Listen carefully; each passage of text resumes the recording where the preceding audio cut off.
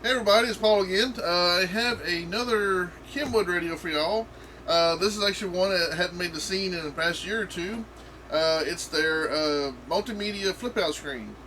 This radio it's the KVT-7012BT. It's their flip out screen. It's a 7-inch screen. It's got they actually I guess skipped a couple years from the last one. So the last couple of years you probably wouldn't be able to find one in their inventory, but now this year they come out with another one for 2015.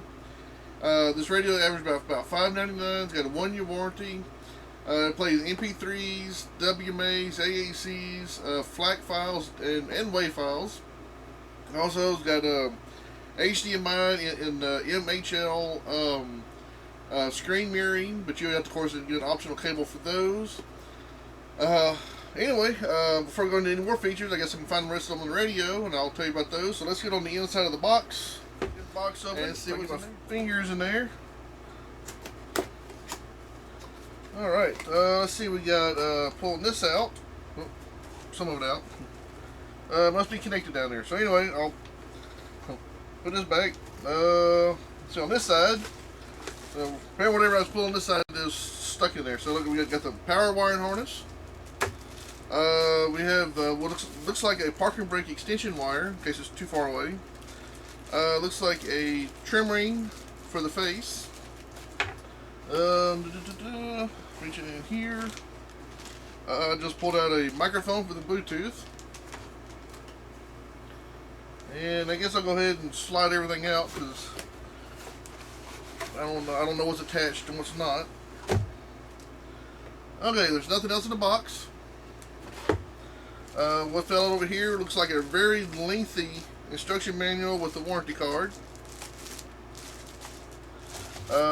Just like some packing styrofoam. I don't know why. But, let's see. Oh, down here we got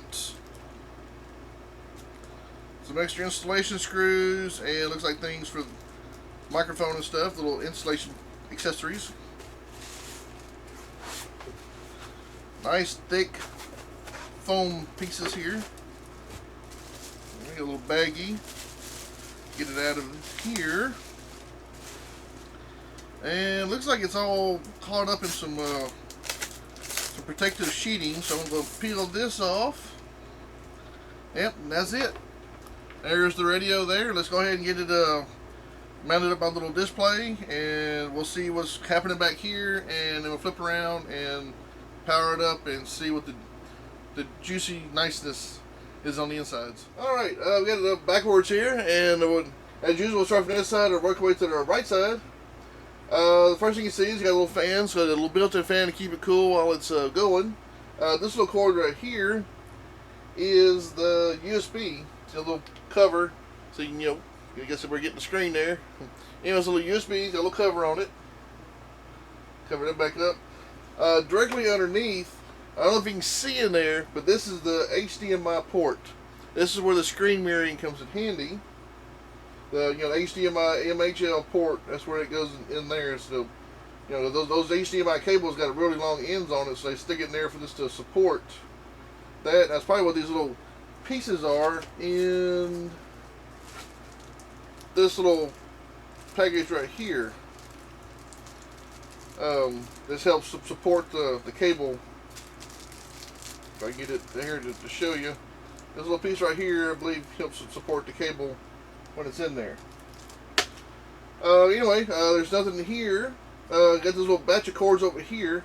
First one we got looks like rear view camera. So this one right here, I don't know if you can see it.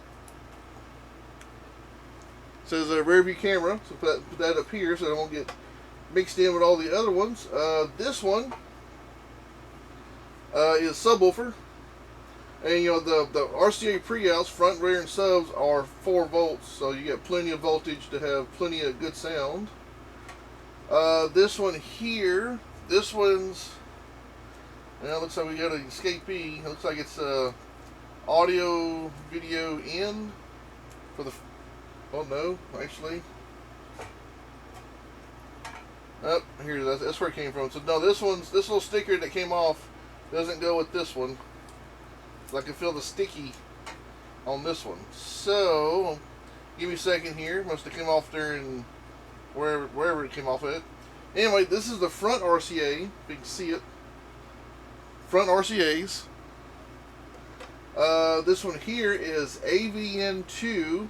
Apparently uses a 3.5mm jack that has video as well as audio. Let's see, this one's the microphone. This is for the Bluetooth. Looks like I'm getting kind of traffic jammed up here.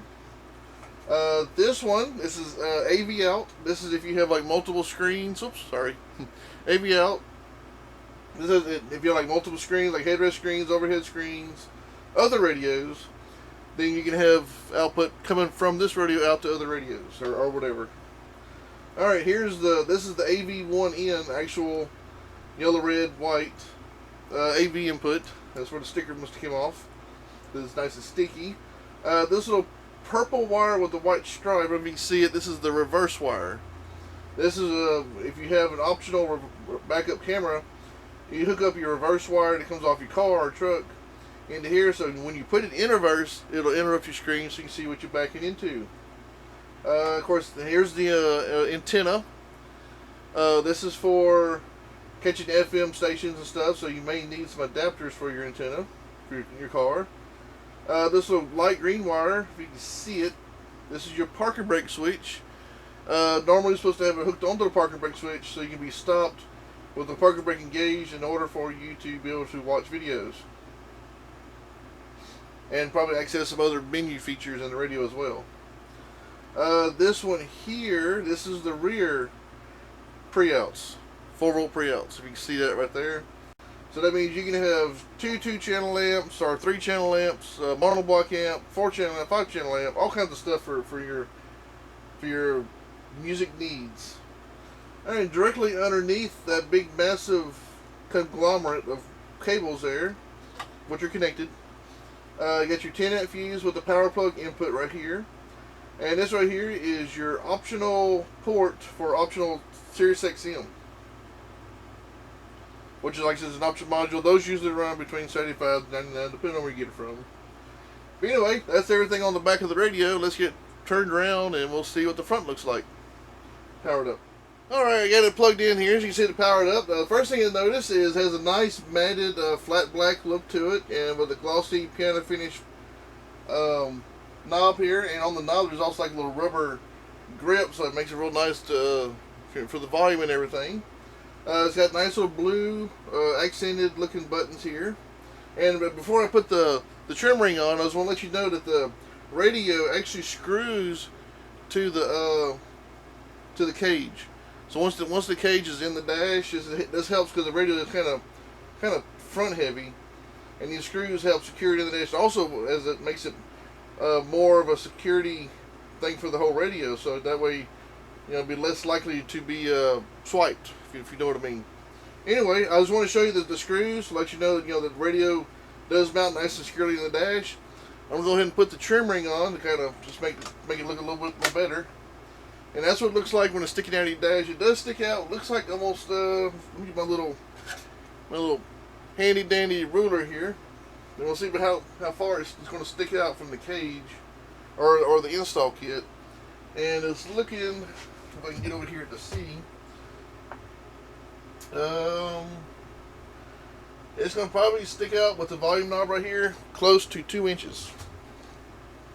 So if you're not worried about how far it's going to stick out, then that's fine.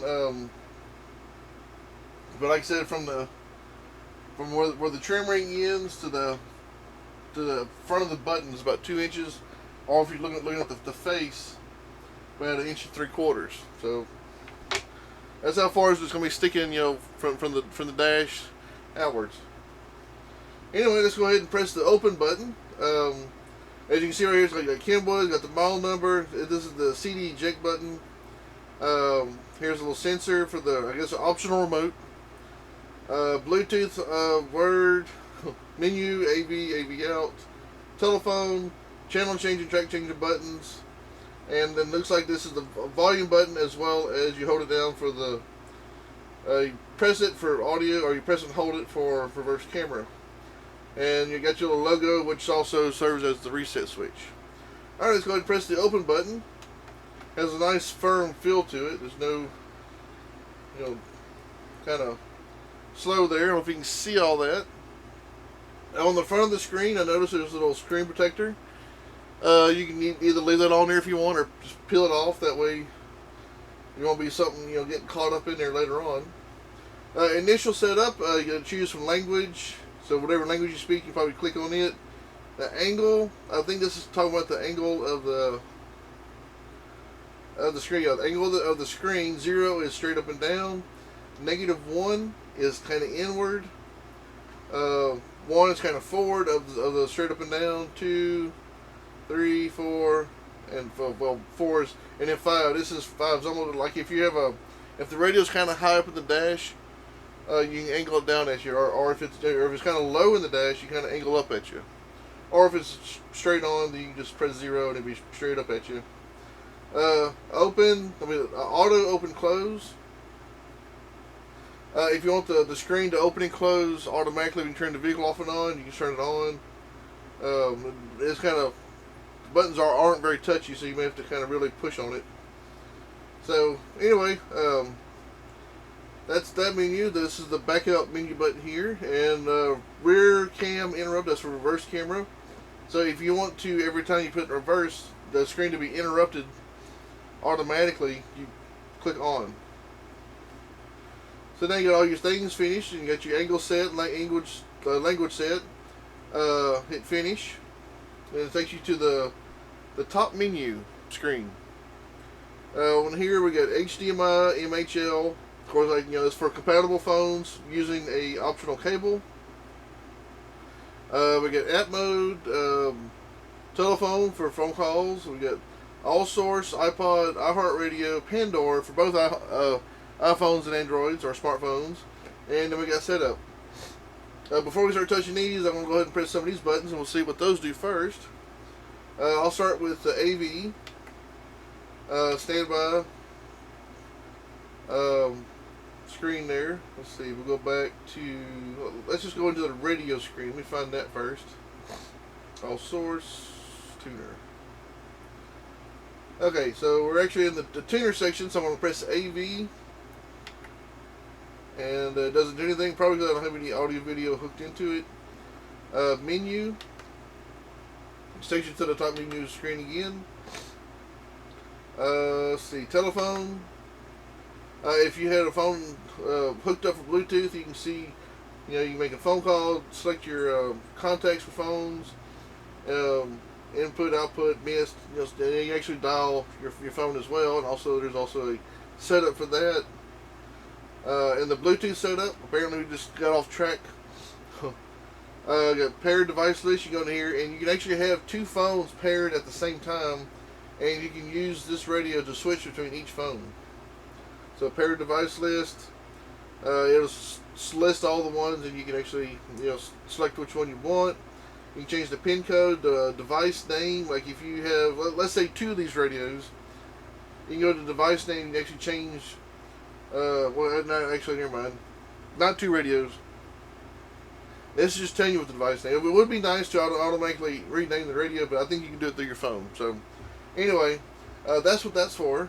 This is also telling you the device address in case the phone you have doesn't show the name. Auto connect, that's if you were to have the radio automatically connect to your phone automatically. Bluetooth, HF, which stands for hands-free audio. Normally by default, front only is selected, but they kept causing people issues because they didn't know about the all button. And all means it'll play on all the speakers, not just on the front. Because a lot of people had subwoofers and wonder why their bass wasn't playing when they was playing through the Bluetooth music. So now all is default on Kenwood radios, or at least on this screen. Got auto response, auto pairing. If you had an iPhone, you can plug it in through the USB and it'll automatically pair it for you. Ringtone, you can have it, select its own ring through the radio, or you can use your phone's ringtone. You got like 3 different radio ringtones to choose from, and you also got initialize. Yeah, it's not do anything. So anyway, that's all for the Bluetooth menu. And go back to where I was before. Oh yeah, the Bluetooth thing there. Alright, that's where I'm going to press this. Yeah, these are the channels. Well, I guess we'll go back to the radio stations. And it's got RDS, which means that radio data system. That way you can catch, names, information showing up on the songs. Let's see where I'm at. Yeah, right here you got your channel frequency, like 102.3, 143.5. It's actually finding the next strongest station.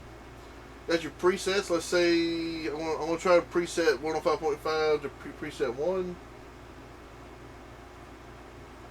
Yep, now it's preset, and you see preset number 1 is on 105.5.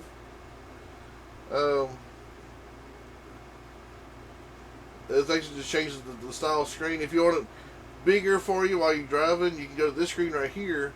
It gives you less information, but it gives you bigger of the main information you need, like clock, frequency you're on, and big channel changing buttons right there on the screen. Or if you sit still, you can go back and have a lot more information on the screen. Seek. Of course, we know what AM FM, but seek. Where's it at? Can't see. Trying to see whether there was any changes by me clicking on it.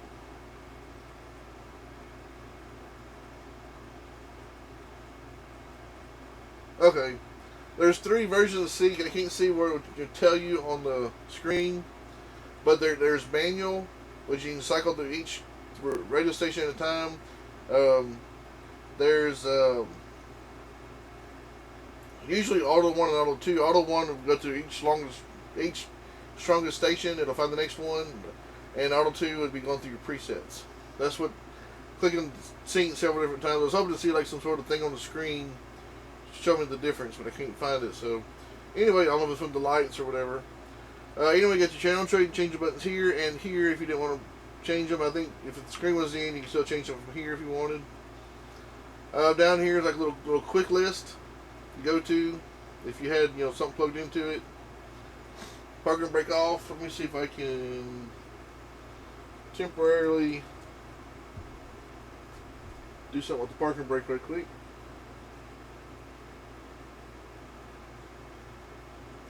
Yeah, no signal. And what I'm doing, I'm just grounding out the park and brake. So it says no signal because I don't have anything plugged in the HDMI port. And let's see, menu. That's what that would be. Apps. You can tell the radio what kind of phone you have. You got iPhone or iPod. Connection. Got USB 1 and device. Let's see, change. Or you can do Android. Next, you can tell if you want to do it by Bluetooth or an HDMI cable. That way you can tell the radio how to connect to your phone to get the most out of it. And then I guess then switch to the phone itself. Backing out all of that. And your device name will show right here or whatever phone's connected. Yes, I'm agreeing to accept all responsibility and risks. Currently, there's no touchscreen communication to the smartphone, which I don't have my phone or the optional cable that I have to purchase to make this work. So I'm waiting to see something, which apparently is not there because I don't have my phone hooked up. I'm going to go back to menu. I guess I need to get some extra cables for my phone so I can show you all some more great features. The next one was Bluetooth, which I think was already there earlier by pressing this button. It takes you to that same screen. All source. I clicked on that, but I'll get that here in a second. Let's see, iPod. It just tells you how you're going to connect to it. HDMI apps, telephone. We actually have done all that. Back to menu, and we got iHeartradio. You also have APO, Alpio, I don't know how you say it. Pandora, iHeartradio. These are free apps you can download, or for either Android or the iPhone. And this radio supports both of those. Let's see, all source here. We got Alpio, Sirius XM, which is optional, and of course Bluetooth. There's USB. I'm gonna scroll down. We also have AV1 and AV2 inputs. That's what I showed you in the back. Or you just go to standby, which kind of like just basically shuts the radio down. Alright, I guess we got all the main features. Let's go into the setup. That's where it really gets juicy. Audio, fader, and balance. We all know what that is. You can go into here and click, should be able to click wherever you want, or you just center it by pressing that right there, or you can actually, click the arrows and move it around exactly where you want it. Equalizer. You got a 5-band equalizer. See, you can click on here, or you can actually do the kind of really adjust it if you have too big of a finger like I got, and you can actually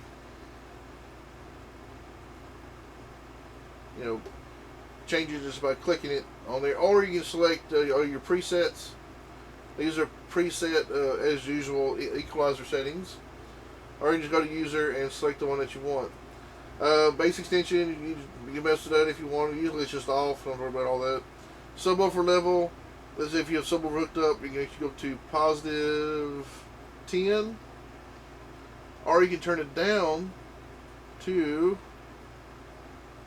-16. No, hang on, still on 20. Boy, they want that sucker turned off all the way around. Alright, so you can go from -50 to +10 on the subwoofer level. So apparently you have really good control over how loud you want your subwoofer to be. I'm trying to see if it goes up past 10. Come on. It could go a tad bit faster. Nope. 10's where it stops. Okay. That's all for that part of the menu. Volume offset, I think 0 is usually what it's set off at. It's like oh no, we actually adjust the volume. Well, that's pretty cool. It's not the volume, but it's the volume on the if it's like if the song's too high or something, but you want to stay at this volume, you can work with that. And we're back to the subwoofer level again. I'm going down. You got bass boost. You can get a little more harder hit to your bass, but you got looks like 3 levels are off. Car setting. This is pretty cool. You can select what type of car you have. You got compact, full size, wagon, minivan. Actually shows you a picture of the car. SUV. And you can actually play. You may have a car, but you may plug in the minivan. It may have better sound. Speaker location. You got door, dash, on dash, under dash, door, and you can actually tell where the front speaker is. The rear. Second row seat, third row. So it's just either in the back somewhere in the minivan. I guess if you have a car, rear door, rear deck. So it gives you different options of where the speakers are going to be. So that's pretty cool. Where's that? Speaker select. Go into here. You can actually tell the speakers that you want to play, like the ones up front, let's say they are 7-inch speakers. Let's say the rear ones are 4 3/4-inch speakers, and let's say if you have subwoofers, you can tell them you have a set of 12s. So you can actually dial in the size speakers, and the radio will automatically adjust the sound for those size speakers and give you the best sound quality ever. And next over is if you really want to get in and really adjust gains and frequencies and slopes and stuff. If you're like an audiophile, this is probably where you want to go and adjust stuff. And it plays with graphs and just pretty. They can swing and all kinds. That's pretty neato. Back out of that. Back out of that. And go back down again. See if we went to speaker select. Now we're in position. All, front left, front right, or front all. Yeah, it's more like a super duper fader balance. Distance. That's pretty cool. You can actually tell the radio how far away a speaker is from you. If you really want to adjust your sounds, it seems like this would be a way to really, if you're going to be the only driver in the car, you can really adjust these sounds to make this sucker sound exactly the way you want. Let's see, back out of that, keep scrolling down. Digital sound processor, you can bypass it, go through. There's more things that you can change, and drive equalizer, turn it off or on. And that's all for the audio. In display, we got dimmer. You can have the thing to automatically dim for you, or you can turn it on. As you can see, that's pretty much, it just dims down a little bit if the display's too bright at night. We'll turn the second off. User customize. It comes with a default image, or you can put your own in there by using the pictures on a USB port plug-in. On-screen display, the clock, turn that off or on if you want it. Scroll. If the song title is too long for the screen, it'll scroll once, or continue scrolling until you see the whole thing, or just not altogether. Menu customize. Going to here. This is I think we could probably actually change. Let's see, if you didn't want apps there, you could put Bluetooth audio. Let's see, if you didn't want iHeartradio, you can put APO. So you can actually adjust how your screen is, which is pretty cool. So if you have icons you use more often, you can put them all in the front, up front. Okay, so now we're scrolling down past menu customize. We've got screen adjust. Dim off and on. You got also bright and blackness. Kind of like a better dimmer. You can really adjust exactly how you want it. It's pretty neat. Angle, we already been to that. Parking guidelines, that's for the review cameras. Some cameras come with their own lines on the screen, or this will put on there for you. Guidelines setup. Looks like you can move some stuff around. Oh, I don't have it. Apparently it's not set up. Let's see. Oh, here we go. Yeah, you got little. Yeah, so you can actually play with the screens, not the screens, but the lines for the backup, which I guess pretty neat. You know, it kind of gets you your thing set up there. And I think that's it for display. Yeah, that's all for display. Input. The only thing that have input is reverse camera, but that was the first thing on the setup screen. And apparently that's the thing for the input screen as well. System. Language, clock. If you want to change the clock, you go into here. You set the time and all that neato stuff. iPod setup, app setup, Bluetooth setup. If you want the keys to beep, you turn that off or on. Set up memory. This one you can also store and back up audio and video settings, so if something happens later on, you can recover them. But I have to go back to all this again and reset everything, which I think is pretty amazing. We got AV output, which is actually this little. You see it above the AV button that says AV out. If you press and hold it, it'll actually turn on AV out. So if you have like outside screens, like flip down screens of headrest or whatever, you can actually send video out. It doesn't normally send it off. See how I turned it on right there, just by holding the button down. So you can do different ways to send the video out. Audio video long press, which is what I was doing right there. The AUD button, which is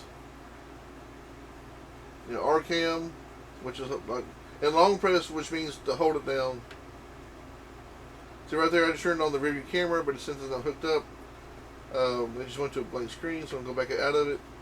Turn back there. Let's see. Come on now. Touch panel adjust, which is if you need to do a little test and make sure your fingers can push in the right spots. And system information, they may have some updates for your radio, so you can go to KenwoodUSA.com and see if there's updates, firmware updates, to update the software and radio. Alright, looks like it's pretty much it. It's really nice radio, has lots of features. I mean, it's literally loaded. You can tell the radio what size speaker it is. That's really neat and amazing stuff. Anyway, that was the Kenwood KVT-7012BT. It's their flip out screen for 2015. Like I said, it's $5.99. Has a 1-year warranty. It has lots of amazing features in it. And it actually has most features, but without even having, it doesn't have navigation, but you can probably use the app mode to show navigation off your phone, do the screen mirroring, which is, optional cables and stuff, but for both Androids and iPhones. It has a lot of features you probably ask for.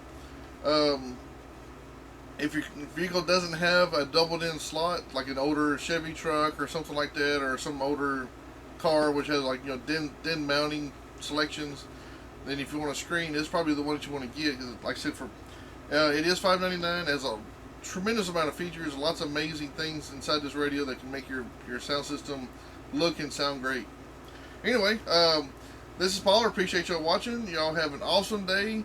Click the button down there. Make a comment, and please subscribe.